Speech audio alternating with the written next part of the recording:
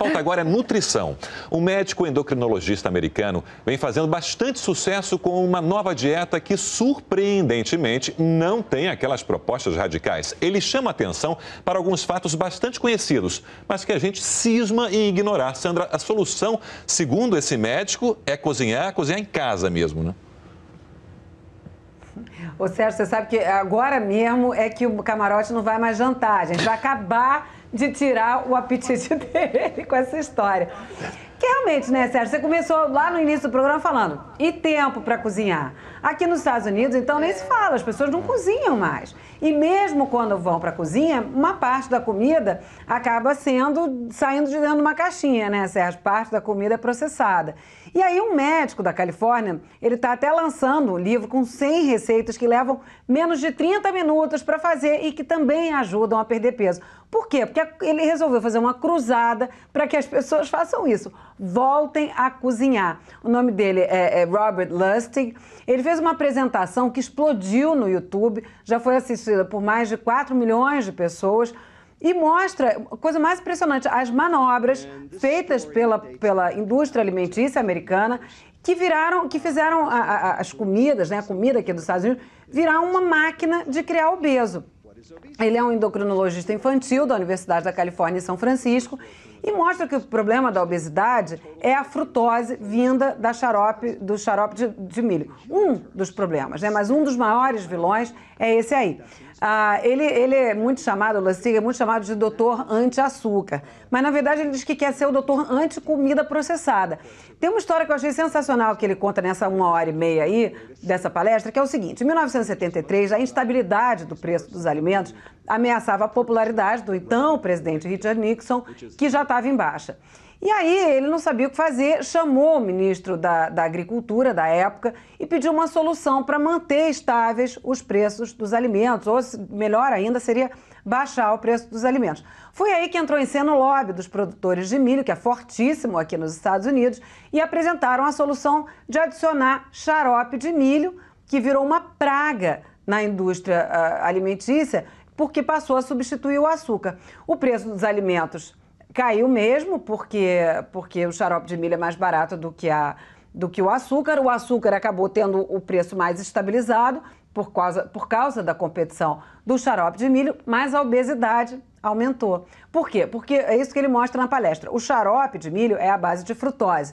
E diferentemente da glucose, né, que tem no açúcar, esse tipo de frutose adoça, mas quimicamente tem efeitos completamente diferentes. E os dois fatores que eu achei mais impressionantes, pensando aí dessa 1h30 de palestra, é o seguinte: quimicamente, a frutose não tem a capacidade de suprimir o hormônio da fome, que se chama grelina. Então a gente pode se entupir de doce à base de frutose, que a gente não sente que está saciado, continua com fome, não suprime esse hormônio da fome. E o outro problema que eu fiquei impressionadíssima também é o seguinte: a frutose não estimula a produção de insulina como faria a glucose, que é um tipo mais natural de açúcar. E aí, sem a insulina, o corpo não produz a leptina. E a leptina é justamente o hormônio que avisa para o cérebro da gente o seguinte: ó, você já comeu, teu estômago está cheio, chega, você já está saciado. E a outra coisa que ele mostra bastante também nessa palestra é o seguinte: como é que foram retiradas aos poucos todas as fibras, né? Como é que o fast food não tem fibra, como é que a comida processada não tem fibra. Para quê? Fibra dá muito trabalho, Sérgio, é muito demorado para cozinhar, né? Aqui, o Sérgio, parece comida de astronauta. Eu cozinho aqui também, você bota um frango para cozinhar, não leva esse tempão que a gente leva aí no Brasil. Eu vou ao Brasil, fico olhando assim a cozinha da minha mãe. Nossa, tudo demora. Mas é porque aqui tudo é transformado, modificado.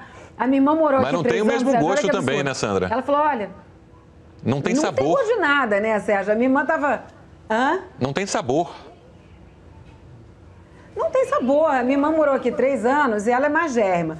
E ela começou a engordar, foi no médico. Poxa, eu tô engordando, o que está acontecendo? O médico falou, você não está voltando para o Brasil? Olha, fica tranquila que todo mundo vai perder aí pelo menos 10% de peso só te parar de comer, porque não tem jeito. Você entra no supermercado, todos os tipos de pão tem o diacho do xarope de milho. Então é difícil até você comprar uma comida boba, um pão fatiado que não tenha essas substâncias que acabam causando todos esses problemas, né, Sérgio? Para a sorte do brasileiro, a gente não tem o hábito do consumo desse xarope de milho que o americano consome e muito, né? Mas, como você falou, falta tempo para a gente reduzir o consumo de produtos enlatados, industrializados, e aí complica um pouco mais. Se a gente tivesse mais esse tempo e também tivesse aptidão para a cozinha, né? Eu confesso que eu não tenho. A Sandra já revelou aqui no Em Pauta que é a nossa chefe francesa, formada quase em gastronomia francesa, né? Inclusive podia preparar um cardápio para a gente com regularidade, né? Camarote está concordando. Com certeza, Sandra.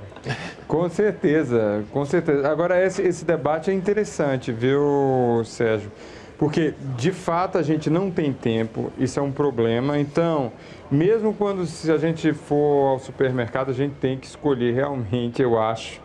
Pelo menos eu tento fazer isso, às vezes não consigo, mas é escolher produtos que, de alguma forma, eles estejam, como ele é feito, que não leve que tenha fibras, que tenha nutrientes e que tenha, não sabia, glicose.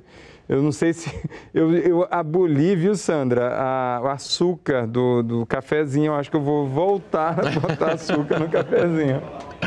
Agora, tem um outro elemento também, Beth, nessa questão de cozinhar em casa, né? Para você, por exemplo, tem 2 filhos em casa. É super agradável, inclusive, une mais a família, né? Todo esse processo de fazer a comida, depois preparar e tal. Aos finais de semana, né, Sérgio? Eu não tenho muita aptidão para a cozinha, mas realmente, você falou, tem razão.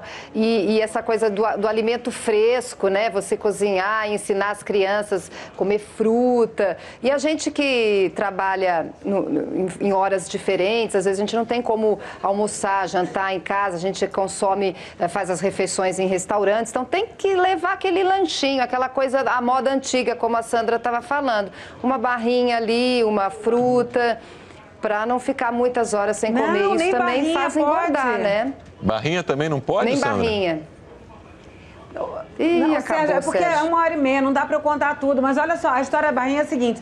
Ele diz que essas coisinhas fáceis de comer, o problema é o seguinte, elas, em geral, tem só 100 calorias. Mas dentro das 100 calorias, em geral, a metade é de açúcar. Não. Então, na verdade, te dá aquela energia, te dá aquela sensação de saciedade, mas traz todos aqueles problemas que a gente falou ali. Nossa, pior que metade da minha dispensa é de barrinhas. Eu arrumei um problemão. Agora a gente pode fazer o seguinte. O metabolismo muda com a idade, Sandra. Agora a gente faz o seguinte, na equipe de gastronomia do Em Pauta, a Sandra cozinha, a Beth, de repente, descasca e eu e o Camarote lavamos a louça. Boa. Tá bom. Gostei. Sobrou para vocês. Não, eu posso fazer melhor, eu posso experimentar. Eu topo. Você só quer isso, Aí né? todos nós vamos.